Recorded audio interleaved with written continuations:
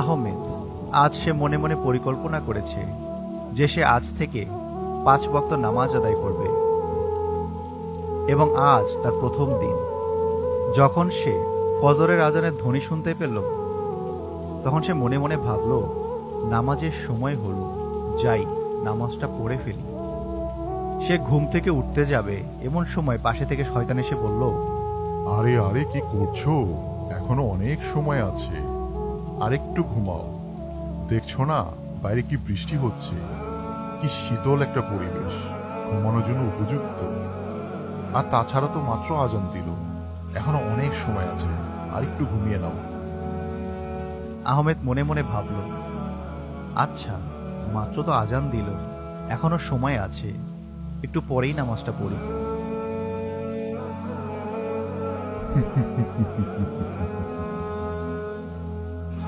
আহমেদ অফিসে বসে কাজ করছেন। হঠাৎ তার মনে হলো, অনেকদিন বড় ভাইয়ের কোনো খবর নেওয়া হয় না, আজকে একটু কথা বলা যাক।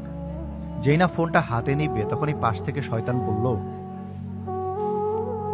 তুমি কিসের জন্য তাকে ফোন দিবা? সে কি তোমাকে ফোন দিয়ে তোমার খোঁজ নিতে পারে না? প্রায় সময় তুমি তাকে ফোন দাও, এটা কেমন হলো বলো তো? আহমেদ মনে মনে ভাবল, কিন্তু আমি কেন তাকে ফোন দিব? সে কি আমার খোঁজ নিতে পারে না? আমি খেয়াল করলাম সেও খুব একটা আমার খোঁজ খবর নেয় না। না, আমি ফোন দেব না। এই বলে আহমেদ তার ফোনটা একপাশে রেখে দেয়।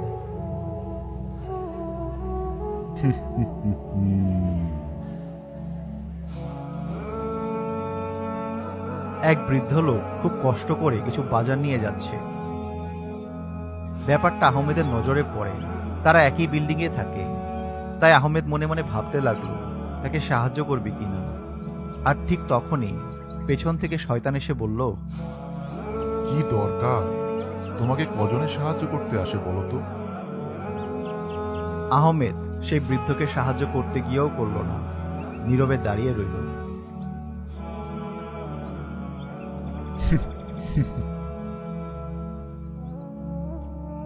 একদিন আহমেদ নামাজে দাঁড়ালো। যেই না সে সূরা পড়তে শুরু করলো, তখনই শয়তান তাকে বিভিন্ন কথা মনে করিয়ে দিতে লাগলো। তুমি কি মেইলটা পাঠিয়েছিলে? মনে রেখো, মেইলটা পাঠানো কিন্তু খুবই গুরুত্বপূর্ণ।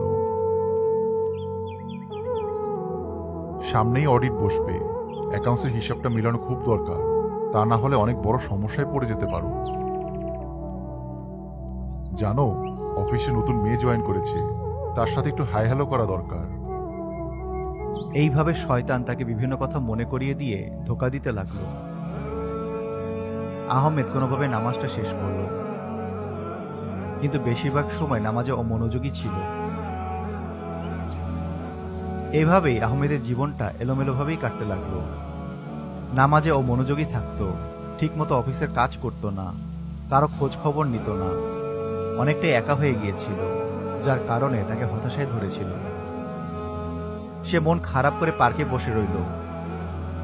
তখনই তার এক বন্ধু আব্দুর রশিদের সাথে তার দেখা হলো।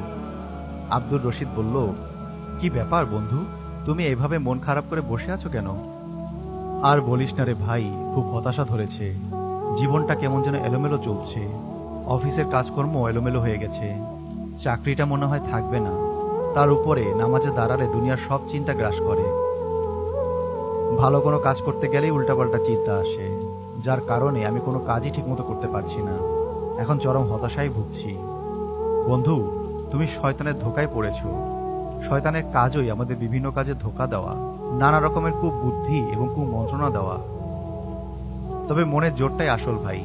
শয়তান শুধু তোমাকে কুমন্ত্রণা দেবে, কিন্তু তোমাকে দিয়ে জোর করে কিছু করাতে পারবে না। কাজেই আজকের পর থেকে তুমি যে ভালো কাজ করার নিয়ত করো না কেন, সেটা সাথে সাথেই করে ফেলবে, বিন্দুমাত্র সময় নষ্ট করবে না। ঠিক বলেছো ভাই, আমি এভাবে ভেবে দেখিনি। ঠিক আছে, এবার থেকে আমি তাই করব। তারা যার যার বাড়িতে চলে গেল। পরের দিন ফজরের সময় আবারও আহমেদ যখন ঘুম থেকে উঠতে যাবে, তখন শয়তান তাকে ধোঁকা দেওয়ার চেষ্টা করতে লাগলো, কিন্তু এইবার শয়তান ব্যর্থ হলো। আহমেদ সোজা উঠে গিয়ে নামাজে দাঁড়িয়ে গেল। এইভাবে আহমেদ প্রত্যেকটি কাজ সুন্দর মতো করতে লাগলো। শয়তান তাকে যতই ধোঁকা দেওয়ার চেষ্টা করে, আহমেদ কোনোভাবেই সে ধোঁকার ফাঁদে আটকে পড়ে না। অবশেষে শয়তান সেখান থেকে চলে যায়।